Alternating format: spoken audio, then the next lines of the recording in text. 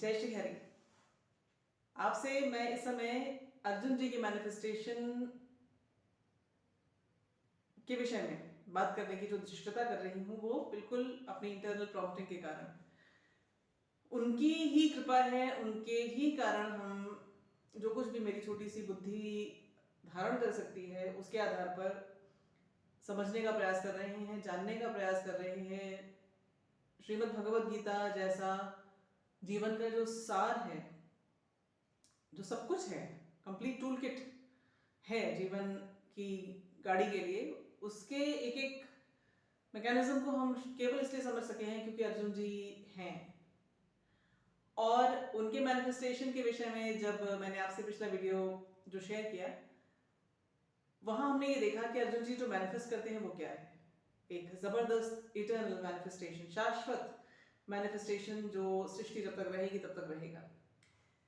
आज जरा ये देखें कि अर्जुन जी मैनिफेस्ट करना चाह क्या रहे थे और वो किस मैनिफेस्टेशन के योग्य अपने आप को मान रहे थे, और यदि वो उसे कर लेते तो वो क्या उसका परिणाम होता, और यदि वो नहीं हुआ तो क्यों नहीं हुआ। अर्जुन जी जिस चीज को इतनी इंटेंसिटी से मैनिफेस्ट करना चाह रहे थे और उसके योग्य भी अपने आप को मान रहे थे, उसे वो मैनिफेस्ट क्यों नहीं कर सके? क्योंकि दो शर्तें होती हैं मैनिफेस्टेशन के लिए। एक अंतरात्मा की पुकार होनी चाहिए कि ये चाहिए मुझे, और दूसरा ये कन्विक्शन होना चाहिए कि जो मैं चाह रहा हूँ, जिसको मुझे लग रहा है कि मुझे मिलना चाहिए, उसके लिए मैं डिजर्विंग भी हूँ। और अर्जुन जी दोनों ही शर्तों पर खरे उतरते हैं, परंतु फिर भी वो मैनिफेस्ट नहीं करते जो उन्हें मैनिफेस्ट करने की बड़ी तीव्र इच्छा है। क्या मैनिफेस्ट करना चाहते हैं? हम आज जाएंगे टाइम ट्रैवलिंग करके उस जगह पर जहां पर अर्जुन जी महाभारत का रण आरंभ होने से पहले कुरुक्षेत्र की बैटलफील्ड में बैठ गए हैं धम्म से, उसी रथ में जिसमें अभी थोड़ी देर पहले हमें दिखाई दिए थे। वो बाण धनुष पर चढ़ाए अपने साथ योद्धा ढूंढते हुए, और इसी भाव से उन्होंने अपने सारथी बने कृष्ण से कहा था कि रथ को लेकर चलो जरा दोनों सेनाओं के बीच में। वहां पर खड़े हैं ये और अब बैठ गए हैं वहां पर, और बैठकर कर क्या रहे हैं? एवं उक्त्वा अर्जुनः संख्ये रथोपस्थ उपाविशत विसृज सशरम चापम शोक संविघ्न मानसः। ये तो उनकी स्थिति है कि बैठ गए हैं अपने बाण और धनुष छोड़कर उसी रथ के पीछे जहां अभी थोड़ी देर पहले ये बिल्कुल आक्रामक योद्धा की शैली में हमें दिखाई दिए थे। और इससे पहले जो उनका कंक्लूसिव स्टेटमेंट है, जिसको वो कह रहे हैं कि मेरे लिए हो जाना चाहिए, जिसको मैं डिजर्व करता हूं, वो कहते हैं यदि माम प्रतीकारम शस्त्रम शस्त्रपाणयः धातराष्ट्रा हरणे हन्युस्तन्मे क्षेमतरम भवेत्। यदि बिना प्रतिकार के, बिना डिफेंड करने की अपने आप को कोई भी कोशिश किए, यही धातराष्ट्र, यही दुर्बुद्धि धातराष्ट्र, जिनको अभी मैं सबक सिखाने के लिए बड़े आक्रामक शैली में आया था, यही मुझे मार दे। मैं ये डिजर्व करता हूं, और केवल डिजर्व ही नहीं करता हूं, ये क्षेमतर होगा। क्षेमतर, क्षेमतर यानी क्षेम को ज्यादा अच्छे से संभव कर सकने वाला। व्हाट इज क्षेम? क्षेम is sustenance and preservation of something that one already has in possession। जो व्यक्ति के पास अधिकार में है उसका संरक्षण, उसकी सुरक्षा, उसको बचाए रखना, that is क्षेम। और क्षेमतर यानी something which is better for the क्षेम, something which is better for the preservation and protection of something that somebody has। ऐसा कुछ जिसको व्यक्ति के लिए बचना चाहिए, उसको बचाने में ज्यादा अच्छे से जो सफल होगा, वो उन्हें लगता है कि ये होगा यदि मैं ये मृत्यु मरूं। कैसी मृत्यु? इतनी घिनौनी मृत्यु। अर्जुन की श्रेणी का, उनकी कोटि का योद्धा, कुरुवंश का, उस वंश का एक महान वंशज कहता है कि मुझे इसी रणभूमि में, इन्हीं दोनों सेनाओं के बीच में ऐसी मृत्यु मर जानी चाहिए। यही कुरुओं की महान पुण्य भूमि, यही उनकी गौरव गाथा गाने वाली उनकी धर्म भूमि, धर्म क्षेत्र कुरुक्षेत्र, इसी में अर्जुन जी कहते हैं कि मुझ जैसे महापापी को यही घिनौनी, घृणास्पद, अबॉमिनेबल, इग्नोबल, अपमानजनक मृत्यु मिल जानी चाहिए। ये क्षेमतर होगा। क्या क्षेमतर है? किसकी क्षेम चाह रहे हैं अर्जुन? अपने आप को तो नहीं बचाना चाह रहे हैं, वो तो अपनी ही मृत्यु के लिए तैयार है, वो भी ऐसी मृत्यु के लिए। तो अर्जुन जी जैसे व्यक्ति के लिए क्षेम चाहिए किसकी? हम इसके विषय में पिछले वीडियो में बात कर चुके हैं। अर्जुन जी को जिसे बचाना एकमात्र ध्येय होता है हर समय, जिनका सोते जागते उठते बैठते एक ही वस्तु पर ध्यान होता है, जिसे उन्हें बचाना लगता है कि बचना चाहिए, वही है जो एक आदर्श क्षत्रिय, एक सच्चे क्षत्रिय के लिए बचाने योग्य होता है, धर्म। अर्जुन जी धर्म को बचाना चाहते हैं और उन्हें लगता है कि उनकी ऐसी मृत्यु में धर्म की क्षेम होगी, धर्म बचेगा। आतताई मुझे मारे क्योंकि मैं इन आतताइयों से भी बदतर हूं, इसलिए मेरा ऐसी मृत्यु मरना क्षेमतर होगा धर्म के लिए। He says, यद्यपि न पश्यन्ति लोभोपहत चेतसः, ये भले ही नहीं जानते हैं क्योंकि इनकी तो बुद्धि मारी गई है लोभ के हाथों। कथम न ज्ञेयमस्माभिः पापादस्मान् निवर्तितुम्, हम कैसे नहीं देख सकते हैं, हमारी तो बुद्धि लोभ से नहीं मारी गई। हम तो ये मानते हैं कि हम धर्म की ध्वजा के लिए खड़े हैं, उसकी छाया में खड़े हैं, उसको बचाने के लिए खड़े हैं, तो हम कैसे ये कर रहे हैं। और इसके साथ उनको जो रियलाइजेशंस होते हैं कि ये जो मैं कर रहा हूँ, मेरा कुल सामने, मेरा कुल मेरे पीछे, ये दोनों सेनाएं जो हैं ये मेरे ही अपनों की हैं और ये दोनों अपने आपस में भिड़ रहे हैं क्योंकि मैं हूँ इसका इंस्ट्रूमेंट, हम हैं इसके कारण, इनका आपस में तो कोई शत्रुभाव नहीं है। और चूंकि मैं इसके बीच में खड़ा हुआ हूँ और मैं अपने राज्य को लेने आया हूँ, तो मैं इतना पतित हूँ कि मैं एक छोटी सी चीज के लिए अपने स्वजन का स्वजन से युद्ध हो इस तक के लिए तैयार हो गया, अपने कुलनाश के लिए तैयार हूँ, कुलनाश के लिए तैयार ही नहीं हूँ बल्कि कुलनाश का मैं कारण हूँ। और कुलनाश के साथ वो जो जुड़ी हुई जितनी संभावनाएं वो देखते हैं, उसमें वो देखते हैं कि उनके जो गए हुए महान पितर हैं, the great ancestors of his clan, कुरुवंश के जो महान प्रतापी एंसेस्टर्स, जो यहाँ से जाने के बाद उनके अनुसार असेंडेड रेल्म्स में, उच्च कोटि के लोकों में हैं, और वहां से लेकर आने वाली संतान तक जो वर्णशंकर बनेंगे उन तक के रिस्पॉन्सिबल वो अपने आप को मानते हैं।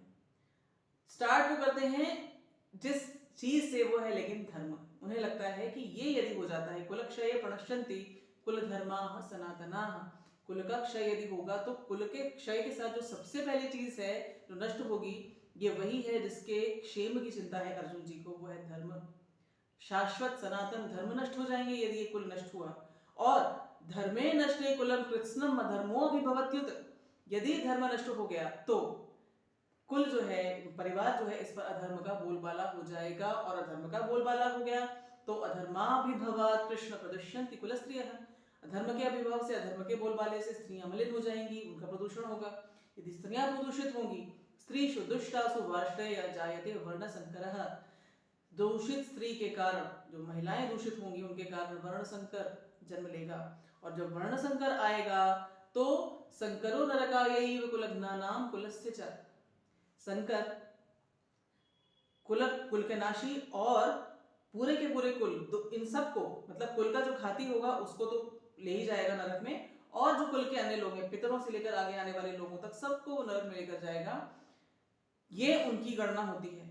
और वो अंत में कहते हैं, उत्सन्न कुल धर्माणाम मनुष्याणाम जनार्दन नरके अनियतम वासो भवतीत्यनुशुश्रम, जिन कुलों का धर्म नष्ट हो जाता है, उन कुलों के मनुष्यों का तो नरक में सबसे ज्यादा भयानक रेल्म्स में, सबसे ज्यादा भयानक लोकों में इनडेफिनिट पीरियड के लिए वास होता है। और जब वो ये संभावना देखते हैं, उसी के साथ उनको ये रियलाइजेशन हुआ है, अहो बत महत् पापम कर्तुम व्यवसिता वयम, और इसके बाद ही वो बाण और धनुष छोड़कर वहां बैठते हैं। अब इस मोमेंट में हम चलते हैं, टाइम ट्रैवलिंग करते हैं, वहीं उसी मोमेंट को हम फ्रीज कर देते हैं, वहां रुक जाते हैं। हम नहीं सोचते कि हम यहाँ बैठकर अर्जुन जी के प्रताप को, उनकी महानता को, श्रीमद् भगवद गीता आदि आदि को डिस्कस कर रहे हैं। हम ये देखते हैं कि जो मैनिफेस्टेशन ये चाह रहे हैं इस समय इतनी शिद्दत के साथ, और डिजर्विंग भी मानते हैं, दोनों चीजें हैं, डिजर्विंग भी मानते हैं और डिजायर भी है, आत्मा पुकार रही है कि ये मृत्यु मुझे मिलनी चाहिए और मैं इसी के योग्य हूँ, पर ये मैनिफेस्ट नहीं कर रहे हैं। अभी हम सोचते हैं कि मान लीजिए उस मोमेंट में हम जाएं तो क्या क्या संभावनाएं हैं। अर्जुन जी बैठे हैं धम्म से वहां पर, उसी जगह पर। अभी थोड़ी देर पहले उन्होंने देखा सामने जो शत्रु पक्ष है, दुर्योधन जी जहां पर उपस्थित हैं, जीवन भर ईर्ष्या से, द्वेष से, वैमनस्य से, शत्रु भाव से भरे हुए, जिन्होंने केवल ये चाहा है कि किसी तरह अर्जुन, किसी तरह ये Pandav somehow they should be vanquished by us, और इसके लिए सारी जोड़ तोड़, सारे षड्यंत्र, सारी कूटनीति, सब कुछ करके उन्होंने देखा है। ये अंतिम मौका है इनके सामने। यहाँ पर ये देखते हैं बड़ा तीरंदाज बना ये आया है, और अभी इसने सब तरफ यूं नजर डाली और बैठ गया। मतलब ये तो डर गया, अर्जुन तो डर गया। पहली बार जीवन में दुर्योधन ऐसा सुंदर दृश्य देख रहे हैं जिसको देखने के लिए उन्होंने कभी सोचा नहीं था कि ऐसा भी कभी होगा। उन्होंने सोचा था अर्जुन को से लड़ना पड़ेगा और ये फिर मैं इसको हराऊंगा, मेरी ये 11 अक्षौहिणी सेना इसको हराएगी, इन लोगों को हराएगी और अंत में जीवन भर की जो साध है वो पूरी होगी। पर ये तो लॉटरी लग गई, अर्जुन तो बिना लड़ाई हार गया, बैठ गया वहीं पे। अब ऐसे में दो संभावनाएं, एक तो ये कि ऐसे ही इनको पड़ा रहने दो, इसी अवस्था में इनको पड़ा रहने दो और हम आपस में जितने भी अर्जुन से वैमनस्य, उनसे ईर्ष्या रखने वाले, द्वेष रखने वाले जितने लोग हैं इसका आनंद लेंगे। तो ट्रॉफी है, बिना लड़े ही मिल गई ट्रॉफी और इसका उत्सव मनाएंगे। ये जो अर्जुन की स्थिति है ये तो जिंदगी भर रिलिश करने वाली चीज है और ये आपस में कह सुनकर हम कितना आनंद लेंगे। और आगे Arjun will go down in history as a completely defamed person. एक ऐसी अपकीर्ति अर्जुन की हो जाएगी कि अर्जुन तो मरे से भी बदतर हो जाएगा। ये दुर्योधन का भाव होगा। दूसरी स्थिति ये हो सकती है कि वाकई में अर्जुन जी जो चाह रहे हैं ये कर दें, क्योंकि भाई दूसरी जो पार्टी है दुर्योधन वाली, ये कोई बड़ी धर्मात्मा पार्टी तो है नहीं, धर्मात्मा नहीं है, इसीलिए तो महाभारत की नौबत आई है। तो ये युद्ध के नियम उस समय में होते थे, लेकिन इनसे युद्ध के नियम पलेंगे ऐसी संभावना तो है नहीं। आगे महाभारत में इसके पूरे उदाहरण हैं कि युद्ध के नियमों को ताक पे रखा गया इस पार्टी के द्वारा, दुर्योधन वाली जो सेनाएं थी। तो इसका अर्थ ये हुआ कि किसी ना किसी बहाने से अर्जुन जी को या तो मारा जा सकता है, वास्तव में जो वो चाह रहे हैं वो किया जा सकता है, या इनके शरीर का कोई ऐसा नुकसान किया जा सकता है कि अर्जुन फिर अर्जुन न रहें। और यदि शारीरिक रूप से न भी मारे तो भी जो पहली संभावना है, मौत से बदतर, मृत्यु से बदतर गति अर्जुन की कर सकते हैं। और कृष्ण ये सारी संभावनाएं अर्जुन जी को आगे जब हम अध्याय 2 में जाएंगे इनके विषय में काउंसिल करते हुए दिखाई देंगे। उनसे कहेंगे कि यदि तू ऐसा करता है, युद्ध तेरा धर्म है, तुझे ये जो युद्ध मिला है अपने आप धर्म के लिए, ये तेरा धर्म है और इसको तुझे करना होगा। नहीं करता है, यदि तू इसको छोड़ देता है तो अकीर्तिं चापि भूतानि कथयिष्यन्ति ते अव्ययाम संभावितस्य च कीर्तिर्मरणागतिरिच्यते। तेरी अकीर्ति करेंगे लोग, अव्यय अकीर्ति, इतनी बदनामी होगी तेरी, अव्यय कभी खत्म नहीं होगी, इतिहास में तुझे बदनाम किया जाएगा। और ऐसा व्यक्ति जिसका सम्मान हो उसके लिए तो ऐसी अपकीर्ति, ऐसा डिफेमेशन मृत्यु से बदतर है। तो कॉमनर्स के दृष्टिकोण से अर्जुन जी की ये दुर्दशा होनी थी। दूसरा, उनके लीग के जो वॉरियर्स है जो अभी देख रहे हैं, ये अर्जुन, बड़ी रिस्पेक्ट है अर्जुन जी की, अर्जुन तो गांडीवधारी अर्जुन, सव्यसाची अर्जुन, पार्थ अर्जुन, पाशुपत अस्त्र के धारण करने वाले अर्जुन, और ये अभी ये आए और ऐसे कैसे ये बैठ गए, क्या हुआ? डर गया ये। आज अर्जुन डर गए हैं। ये एंगल भी कृष्ण आगे आपको दिखाते हुए दिखेंगे। भयाद रणादुपरतम मनस्यन्ते त्वां महारथाः येषां च त्वं बहुमतो भूत्वा यास्यासि लाघवम्। तेरे बारे में कृष्ण अर्जुन जी से कहेंगे कि तेरे बारे में, तेरे साथ के तेरी लीग के जितने लोग हैं ये सब ये सोचेंगे कि तू तो भय से रण से उपरत हो गया, भय से तूने रण छोड़ दिया, युद्ध छोड़ दिया। और इनके बीच में जो तेरी बड़ी प्रतिष्ठा है, अब तक बड़ा सम्मान है, इन सबके बीच में तेरी हीनता दिखाई देगी। ये तुझे अपने अचानक से उनकी नजरों में तू गिर जाएगा। फिर वो ये कहते हैं कि जो शत्रु जो आनंद लेंगे, जिसकी मैंने आपसे भी बात की, ट्रॉफी, अरे वाह, बिना लड़े ये तो, इसको तो हमने इसका काम तमाम कर दिया। तो वो ये एंगल भी दिखाएंगे आगे कृष्ण। उनसे कहेंगे तेरे सामर्थ्य, इसकी निंदा करते हुए, भर्त्सना करते हुए, बड़ा चला था तीरंदाज, ये देखो इसकी हालत, ऐसे कहते हुए तेरी निंदा करेंगे। इससे बुरा, इससे दुख देने वाला तुझे क्या मिलने वाला है? जिन लोगों के बीच में अभी तो बड़े अश्योरेंस के साथ मुझसे रथ हकवा कर लाया है, जिन दोनों सेनाओं के बीच में, जिनको देखने के लिए, यही तेरे बारे में इस तरह की बातें करेंगे। अर्जुन जी इसको मैनिफेस्ट करना चाहते हैं, ये अपकीर्ति वो मैनिफेस्ट करना चाहते हैं। उन्हें लगता है मैं इसको डिजर्व करता हूं, परंतु वो इसको मैनिफेस्ट नहीं करते। क्यों नहीं मैनिफेस्ट करते? इसलिए मैनिफेस्ट नहीं करते क्योंकि अर्जुन जी एक ऐसे एकीकृत तंत्र, एक ऐसे बृहद अभियांत्रिकी का अंग है। एक समझ लीजिए, एक होल, वो उसी होल का एक अंग है। उसके बिना ये होल होल नहीं होता, उस अंग के बिना ये पूर्ण नहीं होगा। उसका एक कंपोनेंट है अर्जुन जी, और उस अभियांत्रिकी, उस सिस्टम, उस मैकेनिज्म, उस तंत्र का नाम है दैव इच्छा, डिवाइन विल। डिवाइन विल जब अपने आप को प्रस्तुत करना चाहती है, मैनिफेस्ट करना चाहती है, तो फिर उसे रोक नहीं सकता। और इस डिवाइन विल के तंत्र के 4 भाग मुझे दिखाई देते हैं।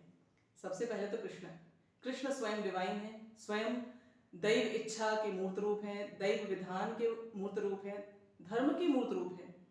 और ये सत्ता जो इसका प्रण है कि धर्म की रक्षा के लिए ये इस डायमेंशन में डिसेंड करती है, बार बार चीज़ों को वापस ठीक से अलाइन करने के लिए, कोड ऑफ एवरीथिंग के अनुसार थोड़ा चलाने लायक मशीन करने के लिए ये उतरती है। So Krishna. Then the second is also a Krishna Dwaipayana Vyasa, Ved Vyasa, Maharshi Ved व्यास। ये महर्षि हैं, अर्थात इनके पास एब्सोल्यूट क्लैरवॉयंस है। ये उस दैव इच्छा को देख सकते हैं और उस डिवाइन के प्लान ऑफ एक्शन को देख सकते हैं, इसीलिए ये महर्षि हैं। और इनका एक नाम कृष्ण भी है। तो ये दूसरे कृष्ण। तीसरे है संजय जी, जो इसको विटनेस करेंगे। ये जो कुछ भी हो रहा है यहाँ पर, इसको विटनेस करेंगे। और विटनेस इसलिए करेंगे क्योंकि इनके हैं 2 पर्पसेस। एक, धृतराष्ट्र को वो कानों के थ्रू दिखाना जिसके कारण धृतराष्ट्र हैं, उसके मूल में ये जो विनाश लीला चलेगी, धर्म और अधर्म के बीच में ये जो भयानक युद्ध होगा, इसकी इसका जो विभत्स दर्शन है, ये इनको कानों के माध्यम से कराया जाएगा। हालांकि वेदव्यास उस क्लैरवॉयंस को, उस दिव्य दृष्टि को पहले धृतराष्ट्र को ही देंगे, ये जानते हुए कि ये इसको मना कर देंगे क्योंकि इनके वश का नहीं है। परंतु फिर भी इन्हें विवश किया जाएगा क्योंकि आगे इनको उत्सुकता इनके अंदर पैदा की जाएगी, जिससे कि संजय उस दिव्य दृष्टि का प्रयोग करें और उनको नरेट करें। सो एक तो साक्षी संजय जी, और साक्षी के साथ साथ नरेटर भी हैं।